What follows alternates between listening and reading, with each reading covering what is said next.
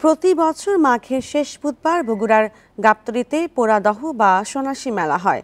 মেলাটি মাছের মেলা হিসেবে পরিচিত হলেও পাওয়া যায় পান, চুন, গৃহস্থালির সব পণ্যের পাশাপাশি গহনা ও খেলার সামগ্রী। এবারও ব্যাপক দর্শনার্থীর আশা করছেন আয়োজকরা। বগুড়ার গাবতলী উপজেলার ইছামতি নদীর তীরে আয়োজিত মেলাকে পোড়াদহর মেলা নামেই জানে স্থানীয়রা। তবে দেশব্যাপী পরিচিত মাছের মেলা হিসাবেই। মেলায় বিভিন্ন স্থান থেকে এসেছে মিষ্টি, গৃহস্থালী পণ্য সহ গহনা ও খেলনা সামগ্রী নিয়ে দোকানিরা। আমি চুরি ফিতে কসমেটিকের দোকান করি, প্রত্যেক বছর এখানে দোকান করি। এবার আল্লাহ আসলে 1 লাখ টাকার আশা আছে যে বিক্রি করব। 300 350 দোকান, একটা করে দোকানের 10 মণ 12 মণ মাছ আছে, তা আমরা হিসেব করে দেখেছি 50,000 মণ মাছ হবে। এবারও মেলায় ব্যাপক দর্শনার্থীর সমাগমের কথা জানিয়ে আয়োজকদের আশা কেনাকাটা হবে শত কোটি টাকারও বেশি। এই মেলাতে একটা প্রসিদ্ধ হলো কি, এখানে প্রায় 4000 দোকান বসে।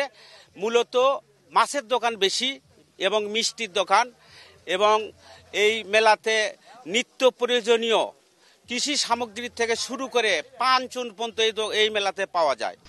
দর্শনার্থীদের নিরাপত্তায় কঠোর অবস্থানের কথা জানিয়েছে পুলিশ। মেলার ভিতরে এবং মেলার বাহিরের রাস্তা সহ সব দিক দিয়েই নিরাপত্তা ব্যবস্থা গ্রহণ করা হয়েছে। এখানে ট্রাফিক পুলিশের ডিপ্লয়মেন্ট করা হয়েছে যাতে করে মেলার ভিতরে আগত যানবাহনটার বিষয়গুলোতে নিষেধ করা যায়। রীতি অনুযায়ী মাছ মেলার পরদিন হবে বউ মেলা, যেখানে কেবলই নারীরাই সুযোগ পান কেনাকাটা করার। Hasibur Rahman, independent news, Bogura.